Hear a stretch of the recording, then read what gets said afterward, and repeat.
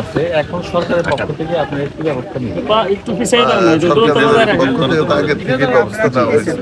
এখানে যেদিন প্রথম ভাঙন শুরু হয় আমি এখানে আসছিলাম, গোপালপুরের ইউনুস আসছিলেন, থানার ওসি, তারপর আমাদের পানি উন্নয়ন বোর্ডের কর্মকর্তারা আসছিলেন, ইঞ্জিনিয়ার সাহেব আসছিলেন।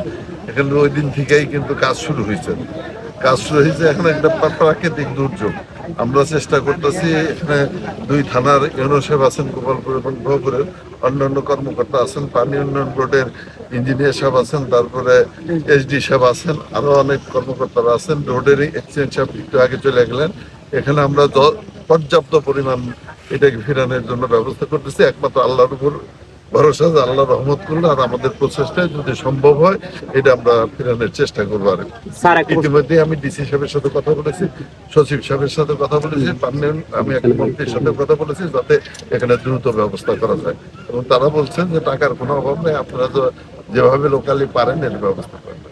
স্যার, এখানে তো অতীতে আমরা দেখছি যতবারই এখানে দুর্যোগ হয়েছে, অনেকবারই হচ্ছে, তো সেনাবাহিনীর সম্পৃক্ততা ছিল।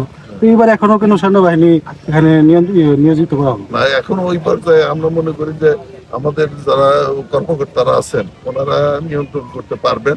যদিও কোন রকম পরিস্থিতির সৃষ্টি হয় আমরা আলোচনা করতেছি, পরিস্থিতি সৃষ্টি হলে তাদেরকেও জানানো হবে।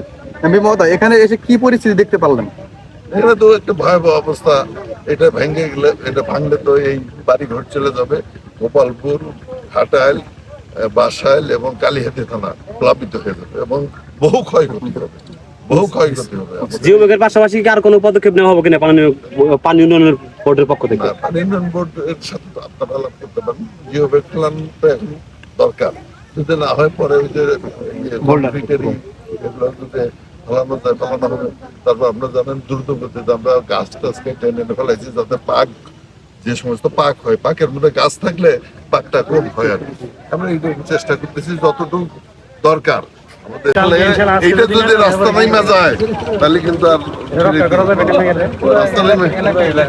এলাকাটা এখানে ঘাটাইল বন্ধু যাবে।